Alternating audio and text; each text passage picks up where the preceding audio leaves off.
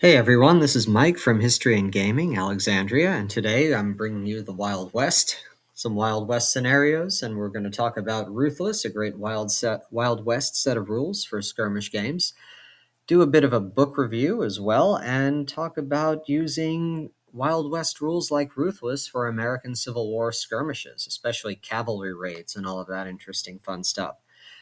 So to start off, I'll talk a bit about a Wild West scenario that I ran at the National Museum of the United States Army in Fort Belvoir, Virginia, which is a great museum that also has a new event called Army Game Day, which they ran for the first time last year. And I ran a scenario of Ruthless set in a Wild West town, adapting the rules for a three-player game between the U.S. 7th Cavalry, some Apache renegades, and outlaws, all vying for loot and seizing uh, different objectives in a town, with the army, the cavalry, being tasked with stopping all that chaos from happening. And that was a pretty fun, enjoyable game. Ruthless is a quick and easy to learn rule set that's actually one page, sometimes called the fastest rules in the West. And it worked out very nicely. And as you can see from some of the photos, set up a Wild West town. We have the U.S. cavalry and different factions vying for control of the town. And what made it interesting is that I prepared loot tokens, whether it was jewels or, you know, gold and various other things, rifles, alcohol that were available in the town, and different outlaw factions had to actually search buildings and try to seize these tokens and escape from the cavalry before they were able to restore law and order in the Wild West. So that was a fun scenario and a fun take on Ruthless. And I'll be doing that again this coming year, but adapting it to the American Civil War, specifically a lot of the cavalry raids that took place in the Trans-Mississippi and in the West.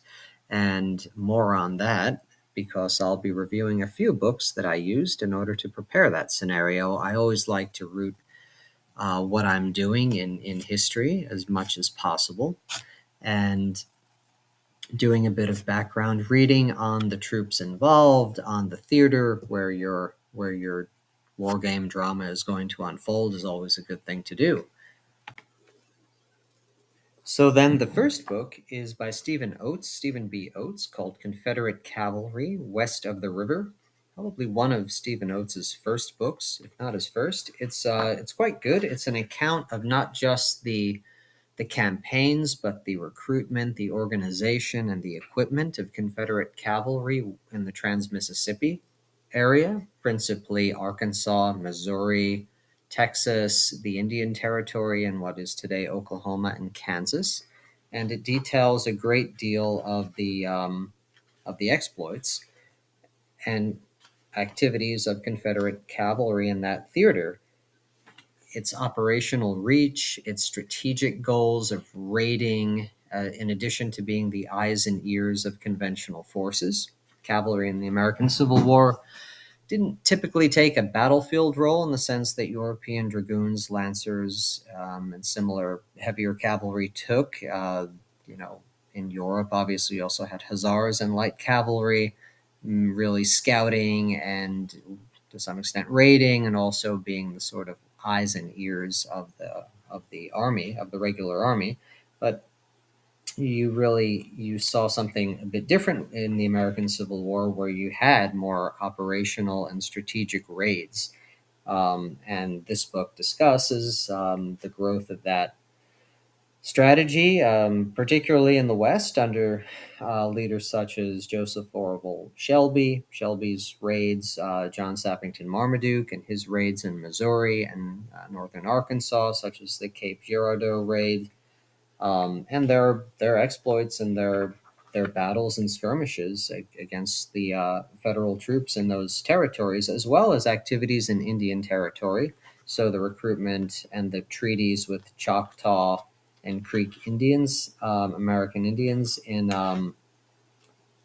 in that theater, the role of Earl Van Dorn, too, an organization of cavalry, and pretty detailed exploits of characters such as John Sappington Marmaduke, Shelby, and their raids behind Union lines in order to target wagon trains, seize supplies. In some cases, more ambitious exploits, trying to take towns and raid whole towns and garrisons, which was a lot less successful for the most part. But interesting book, very useful in developing characters and narratives for wargaming, and I really enjoyed it. And if you can get your hands on it, it's not a bad read either. And then moving on to Cavalry Raids of the Civil War. This is part of a series by Colonel Robert Black in this case. And this book is great because it actually breaks down and details all of the significant raids of the American Civil War, both Confederate and Union. So it dovetails nicely with Confederate cavalry west of the river, because they do discuss John Sappington Marmaduke and his raids in Missouri, but they also get into Joe Wheeler's raids on Rosecrans's wagons, part of the Chickamauga campaign. They also get into a lot of the Union raids, which were quite effective, especially later in the war as the Federal cavalry um, grew in experience and tactical competence.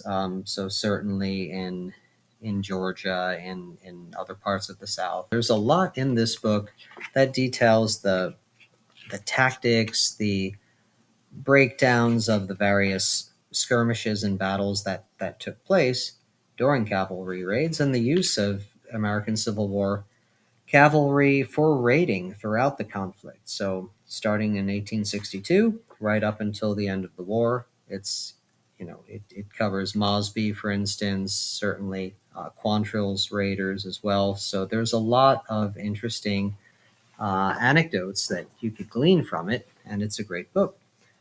Then, moving on, we have a paper, not so much of a book, but this is by a Union cavalry captain, a veteran, William Curry, that I came across. And this details specifically Wheeler's raids into Tennessee and the Federal cavalry under McCook and other commanders, and their attempts to hem in Wheeler and prevent his raiders from basically looting supplies behind Rosecrans's army in Tennessee. And it's a very interesting account by a veteran where he really goes into some of the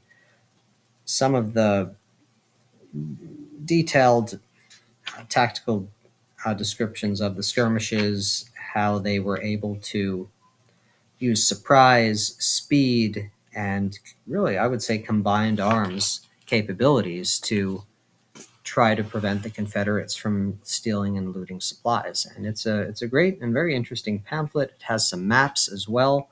And all in all, these books do help you build scenarios, and they help really capture that combination of speed, surprise, and discipline that made American Civil War cavalry raiding so effective.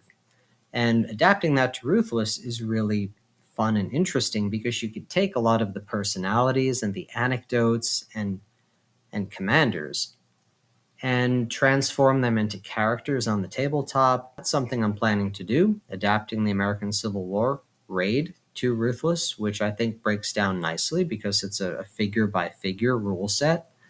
And it could really be interesting with objectives, for instance, instead of, as in the first scenario that we discussed, the shootout basically between the 7th Cavalry, the Outlaws, and the Apache Renegades over various loot tokens in the town.